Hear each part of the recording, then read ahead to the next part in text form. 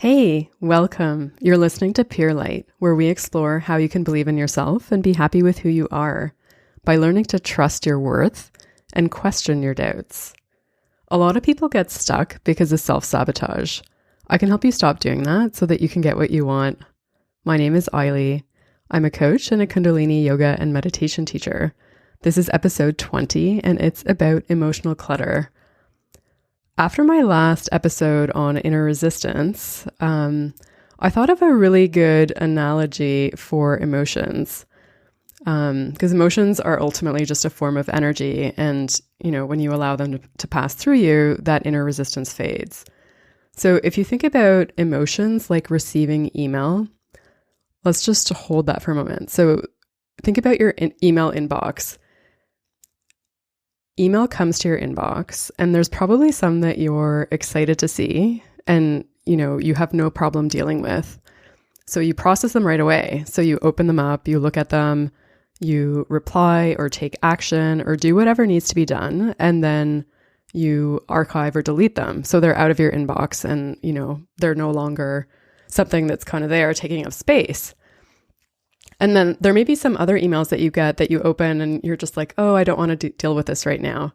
So you say to yourself, I'll deal with this later. And, there may be some that you have that reaction without even opening them. So just the subject line brings out that reaction in you. And there may even be some emails that you've forgotten about because you've set up filters so that they automatically go to other folders, or some that you ignore for whatever reason. And there could even be inboxes that you have that you've forgotten about or that you rarely check, like for an old email account. So chances are, if you have any of these things, there's some email that hasn't been processed. So it hasn't been dealt with. It's still just sitting there, and no action has been taken. No reply has been sent. There hasn't been like an archive or delete. It's just literally there, and it hasn't been dealt with. And, they're hiding in parts of the inbox, or they're in those other folders that you've forgotten about.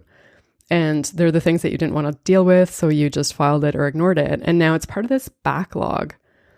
And your emotions are ultimately similar in a way, because when they show up in our experience and we don't deal with them right away, so we don't allow ourselves to have the full experience of them, or we try to kind of like numb them or push them away or ignore them, that ultimately becomes emotional clutter, because it's something that is taking up space in our emotional realm that isn't something that's directly related to what's happening now. It's kind of like part of the emotional clutter from the past. So it's unprocessed emotion. Any unprocessed emotion becomes emotional clutter. And I know for me that shows up as tension in the body. There are other ways that it can show up as well, but that's definitely one of them. And I remember when I started going to yoga about 10 years ago, it took me a long time to actually show up for class, because I had this resistance to going, because it didn't make sense to me to go, because I was a workaholic at the time, and like I couldn't really justify taking the time out because it meant time away from work, even though it was only like an hour or an hour and a half or whatever it was.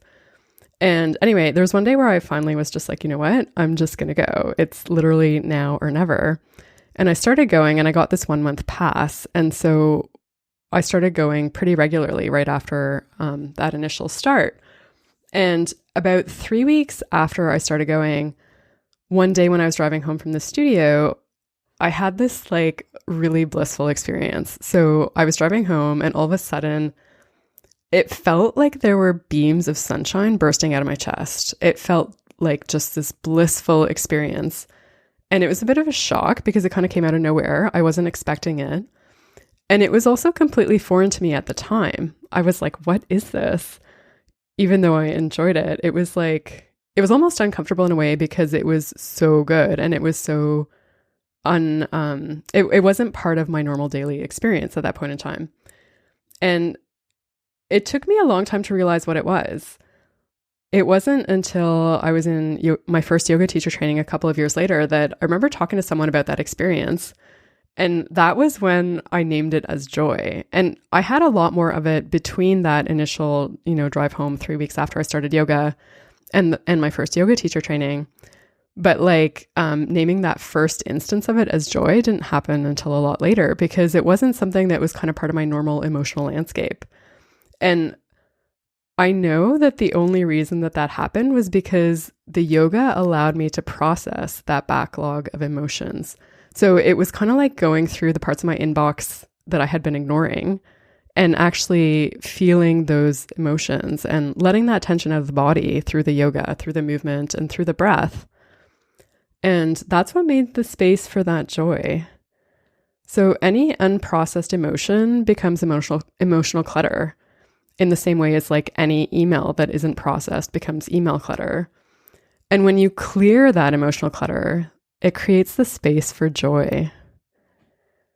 If you're in Toronto and want to process some of your emotional clutter, join me for yoga classes this summer. You can find the details under episode 20 at purelightpodcast.com. And if you enjoyed this, please subscribe wherever you're listening. Thanks so much for listening. Until next time, may you be guided by your light.